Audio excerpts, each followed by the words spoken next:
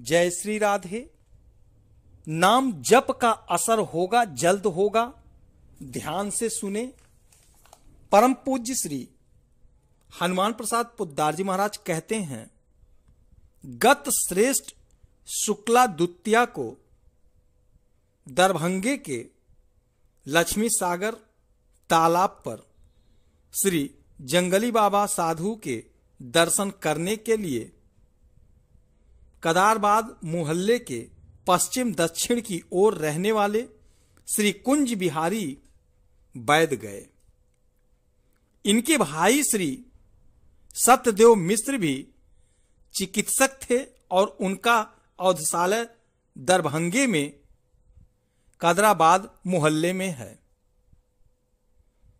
गत भूकंप के संबंध में बाबा जी द्वारा कुशल प्रश्न किए जाने पर श्री कुंज बिहारी जी ने कहा, मेरी एक विवाहिता कन्या जिसकी उम्र लगभग 14-15 वर्ष की है, बचपन से ही ईश्वर में अनुरक्त रहती है। वह त्रिकाल स्नान करती है, नियम से पूजा पाठ करती है और उत्तम पुस्तकें पढ़ती है।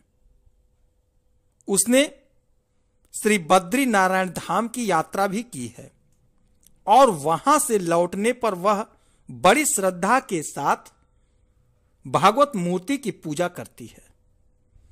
उसकी मुख्य निष्ठा है श्री भगवान की सेवा और स्मरण में सदा अनुरक्त रहना।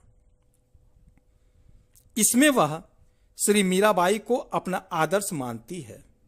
सावित्री, सत्यवान आदि पतिव्रता संबंधिनी कथाओं को बड़ी श्रद्धा से पढ़ती है और प्रति व्रत धर्म को अपना आदर्श मानती है, समझती है।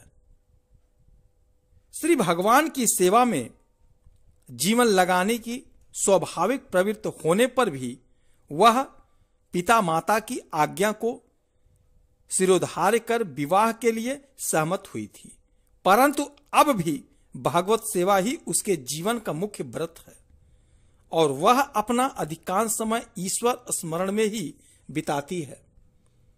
गत 15 जनवरी के भीषण भूकंप के दिन कंप होने के समय वह अपने मकान के 2 मंजिले पर अकेले मध्य स्नान कर रही थी। नीचे के लोगों के भागने का कोलाहल सुनकर वह नीचे उतरी और सड़क के तरफ निकलकर भागने लगी। इसके निमित्त उसे तीन ठोकरियों को लांघना पड़ा। इसके बाद जब वह निकली तो निकलते ही उस पर अपने मकान की दीवार गिर पड़ी। साथ ही 2 और मकान की दीवार भी उस पर गिर पड़ी। यूं 3 दीवारों का ढेर उस पर पड़ गया और वह उसके नीचे दब गई। भूकंप के बाद हम लोग आंगन तथा मकान के अन्य मुख्य स्थानों से मलबा हटवाने लगे, क्योंकि हम समझे हुए थे कि लड़की यहीं कहीं दबी होगी। वह इतनी दूर जाकर दबी है, यह किसी ने नहीं समझा था। 3 दिनों के बाद जब उस स्थान का मलबा हटाया गया तब वह लड़की अर्धचेतन अवस्था में वहां से निकल गई। होश में आने पर लड़की ने अपने दबने की घटना बताकर कहा कि जब दबे रहने में मुझे असीम कष्ट होने लगा तब एक परम सुंदर पीत वस्त्रधारी बालक प्रकट हुए, जिनके रूप की सुंदरता का वर्णन नहीं हो सकता।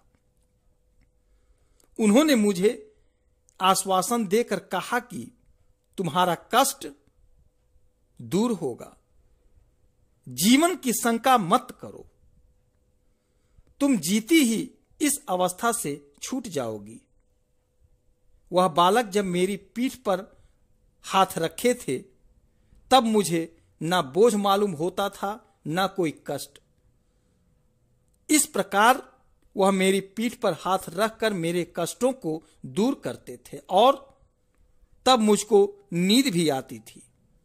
जब जब मुझे कष्ट होता तभी तब वह प्रकट होकर मेरी पीठ पर अपना हाथ रखकर मेरा कष्ट दूर करते थे।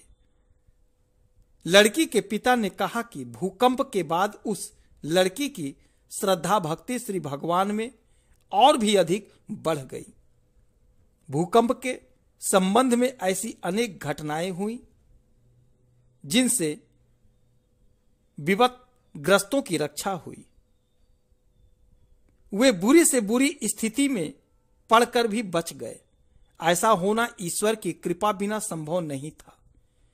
परंतु इस घटना में विशेषता यह है कि यहां विपदग्रस्त एक भगवत कृपा की पात्री थी, जिसके कारण श्री भगवान को स्वयं प्रत्यक्ष होना पड़ा।